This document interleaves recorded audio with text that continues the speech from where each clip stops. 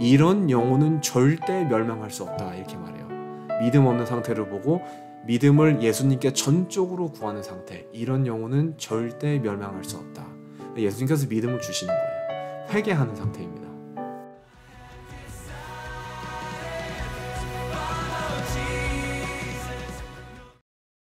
안녕하세요. 오늘은 소그룹 18번째 시간입니다. 오늘은 마가복음 9장의 내용을 같이 다뤄보고자 하는데요.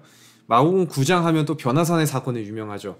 변화산의 사건은 사실 며칠 전에 이제 KM에서 설교를 했기 때문에 그것을 다루기보다는 그 다음에 있는 사건을 좀 다루고자 하는데, 그 다음에 있는 내용이 변화산의 사건만큼이나 재밌어요. 변화산의 사건은 굉장히 웅장하고 막 영광스럽고, 예수님께서 이제 변모하시고 뭐 엘리야가 나오고 모세가 나오고 굉장히 막 이런 사건인데, 예수님께서 이 사건 뒤에 있는 그 사건, 산 밑에서는 굉장히 또 재밌는 사건이 벌어지고 있었습니다. 이건 산 위에서 벌어졌던 사건이고, 저희가 지금 오늘 본 내용은 이제 산 아래에서 있었던 사건인데, 여기 보면 세 부류의 사람들이 등장해요. 첫 번째로 제자들이 등장하고, 두 번째로 이 귀신 들린 아이를 가져온 아버지가 등장합니다. 이것을 제자들이 쫓아내지를 못해요, 귀신을. 이제 그 내용이죠. 그 다음에 세 번째로 누가 등장하냐면은 제자들을 이게 관측하는, 이 모든 내용들을 관측하고 있는 세 번째 부류의 사람들, 바로 예루살렘에서 파견받은 바리새인들과 사두개인들과 예수님을 대적하는 사람들이죠.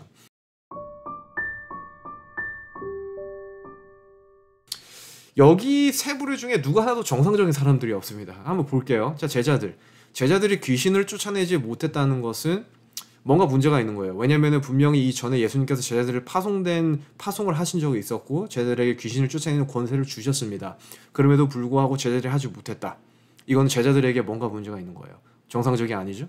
두 번째, 귀신 들린 아이를 가져온 아버지와 그 다음에 귀신 들린 아이. 귀신 들린 아이는 지금 귀신에 휘말려가지고, 지금 여기 본문 9장 14절부터 28절에 나오는 내용을 계속 보시면은 귀신이 막 별짓을 다 합니다. 이 아이를 보고 굉장히 좀 귀신 들린 심각한 상태, 그 정도에 있는 지금 상황인데, 뭐냐면 귀신이 막 아이를 넘어뜨리고 불에도 넣고 물에도 넣고, 막 아이가 꼬꾸라지고, 아이가 지금 거품 물고 막 쓰러져 있어요. 보면은 굉장히 심각한 상태예요. 정상이 아니죠.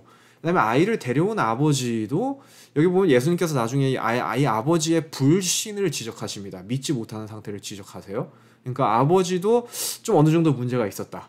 이렇게 보면 될 것 같아요. 그다음에 세 번째, 이 제자들이 귀신을 쫓아내지 못하니까 이 제3의 사람들, 그러니까 이제 이것을 관측하고 있는 예루살렘에서 파견받은 뭐 이제 리더들, 바리새인들, 사두개인, 이 사람 랍비들, 이 사람들이 딱 보면서 거봐라, 이 제자들이 이 귀신을 쫓아내지 못하는 거 보니까 혹시 이거 같은 영 아니야? 뭐 이렇게 지적을 하기 시작해요. 굉장히 재밌는 내용인데, 그러니까 하나님의 영으로 인도받는 게 아니라 너네 악령 아니야? 너네도? 막 이렇게 지적하기 시작해요. 그러니까 이제 막 덥석 문 거죠. 제자들이 못하니까. 제자들을 비난하는 사람들도 정상이 아니에요. 그러니까 어느 누구도 지금 정상이 아닌데, 그 상태에서 이제 예수님께서 산에서 이제 내려오세요. 그러면서 예수님께서 이 귀신 들린 아이를 아버지의 간청으로 인해서 고쳐주시는 그런 내용이죠. 나중에 제자들이 이제 물어봐요. 저희가 이제 살펴볼 부류가 이제 두 부류인데, 오늘 제자들과 그 다음에 아버지, 이 두 부류를 우리가 좀 살펴볼 거예요. 예수님께서 이제 나중에 제자들하고 따로 시간을 가지시면서 제자들이 물어봐요. 예수님, 우리가 왜, 우리도 권능을 받았고 우리도 똑같이 귀신을 예전에는 쫓아낼 수 있었는데 왜 지금은 이 귀신을 쫓아낼 수 없습니까? 물어봐요, 제자들이. 근데 예수님께서 굉장히 짧게 대답하세요. 그거에 대해서 29절에 보면은 이르시되 기도 외에 다른 것으로는 이런 유가 나갈 수 없느니라 하시니라. 지금 저희 버전에는 기도 외라고 하는데 KJV는 기도와 금식이라고 표현을 하고 있습니다. 그러니까 기도와 금식 외에는 너네가 귀신을 쫓아낼 수 없다. 그러니까 기도와 금식이라는 것은 하나님과 연합된 상태거든요. 금식은 마음이 겸비한 상태를 말합니다. 기도와 금식, 하나님과 연합된 상태인데, 너네가 하나님과 연합된 상태에 있지 못했기 때문에, 자신을 다 비우지 못했기 때문에 너네가 쫓아낼 수 없었다. 지금 예수님께서 이렇게 지적을 하시는데, 잘 들어보세요. 이게 제자들의 상태를 자세히 살펴보면 참 재밌습니다. 어떤 일이 있었냐면은 생각보다 굉장히 좀 복잡한 일들이 많았어요. 제자들이 기도를 하지 못했던 이유가 있습니다. 뭐냐면은 이제 예수님께서 변화산에 가실 때 세 제자만 데리고 가시잖아요. 이 세 제자만 딱 측근의 제자들만 딱 데리고 가시니까 이 나머지 9 제자들은 이제 붕 뜬 거예요. 그럼 우린 뭐야? 예수님께서 세 제자만 데려가셔? 왜 쟤네들만 가지? 우린 뭐야? 마치 저 세 제자들은 조금 더 특권을 받는 것처럼, 조금 더 유리한 위치에 있는 것처럼, 쟤네는 뭐지? 막 이러면서 자기들끼리 막 이제 시기, 질투, 막 불평하기 시작해요. 불평의 정신.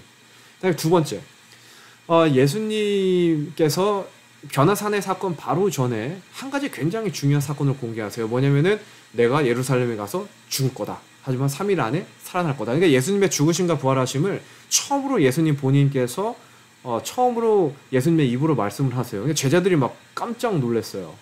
깜짝 놀라는 거예요. 왜냐면은 우리는 지금 이거 왕이 될 사람을 따르고 있었는데 죽을 사람을 따르고 있었어? 뭐 이제 이렇게 되는 거예요.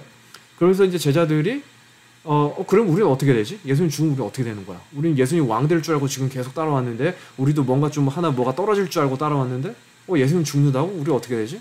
예수님 진짜 메시아 맞아? 막 이렇게 나온 거죠. 낙담. 막 좌절하는 거예요. 낙담하는 거예요. 이 두 가지 정신. 낙담, 그 다음에 불평.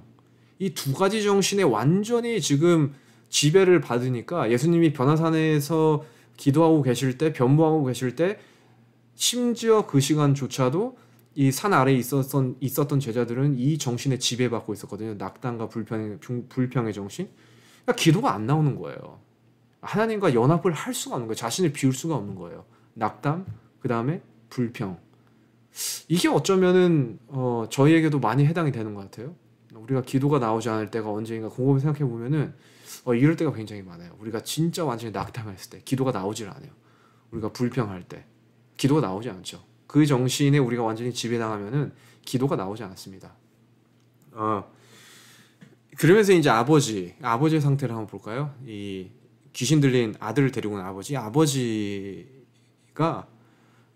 지금 이제 23절에 22절에 귀신이 저를 죽이려고 불과 물에 자주 던져나이다. 그러나 무엇을 할 수 있거든 우리를 불쌍히 여기서 도와주옵소서. 막 아들이 지금 죽게 생겼으니까 막 뭐라도 잡아보려고 뭐라도 한번 해보라고 지금 예수님을 잡고 있는 거예요. 예수님께서 이렇게 대답하세요. 예수께서 이르시되 할 수 있거든이 무슨 말이냐? 너 지금 나한테 할 수 있거든 고쳐보라고 했지. 할 수 있거든이 무슨 말이지? 예수님께서 대답하시는 거예요. 그러면서 나의 믿음은 그러면서 믿는 자에게 능치 못할 일이 없느니라. 이렇게 예수님께서 말씀하세요. 이 아버지의 상태, 예수님이 막 잡고 뭐라도 한번 해봐라 이 상태를 시대 소망에서는 굉장히 짧게 표현하고 있어요. 긴 장이 있는데 이 이야기를 하는 거기서 아버지 상태 굉장히 짧게 표현해요. 뭐라고 표현하냐면은 그는 자기의 연약함을 보고 그리스도의 자비에 자기를 전적으로 맡겼다. 자기의 연약함을 보고 그리스도의 자비에 자기를 전적으로 맡겼다. 이거에 대해서 한번 깊이 생각을 해봤어요. 이게 무슨 상태일까? 나의 연약함을 보고 나의 그 연약한 상태를 하나님의 자비에 예수님께 전적으로 맡기는 이 상태? 과연 이게 뭘까? 이게 회개예요. 회개. 나의 부족함과 연약함과 나의 죄성을 보고 이것을 그대로 예수님께 가져가서 예수님께 내 자신을 그대로 맡기는 상태. 예수님의 의와 예수님의 선함에 나를 그대로 맡기면서 매달리고 전적으로 의지하는 상태. 이게 뭐냐면은 이게 회개예요. 회개. 이게 아버지는 아들에 대한 간청을 가지면서 아들에 대한 간청 때문에 지금 자신이 회개하고 있는 거예요. 이것을 예수님께서 이 마음을 보시고 아들을 고쳐주신 것이죠. 그러면서 예수님께서 말씀하십니다. 곧 그 아이의 아비가 소리질러 가로되 아버지가 말을 해요. 내가 믿나이다. 나의 믿음 얻는 것을 도와주소서. 화이트 부인은 이 아버지의 상태를 보고 이런 영혼은 절대 멸망할 수 없다 이렇게 말해요. 믿음 없는 상태를 보고 믿음을 예수님께 전적으로 구하는 상태, 이런 영혼은 절대 멸망할 수 없다. 예수님께서 믿음을 주시는 거예요. 회개하는 상태입니다. 오늘도 우리에게는 선택이 있어요. 우리는 오늘도 낙담과 절망과 불평을 선택할 수 있고 제자들처럼 우리는 오늘도 이 아버지가 한 선택을 선택할 수 있습니다. 이것은 오늘 우리에게 달렸어요. 우리는 아버지가 했던 회개를 선택할 수도 있고 제자들이 선택했던 불만의 정신과 낙담의 정신에 지배받기를 선택할 수 있어요. 그 선택은 오늘 우리에게 달린 거예요.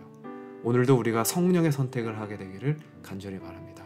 오늘도 이 아버지의 절규에서 나오는 이 간증, 이 회개의 마음에서 나오는 간증, 나의 믿음 없음을 도와주소서.